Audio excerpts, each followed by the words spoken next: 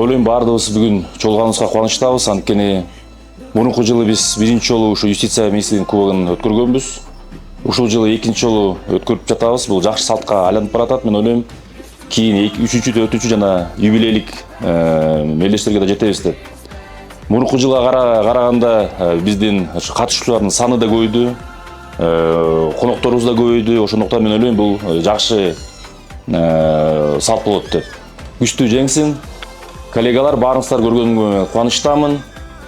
Юстиция министринин экинчи кубогун ачык деп жарыялайм.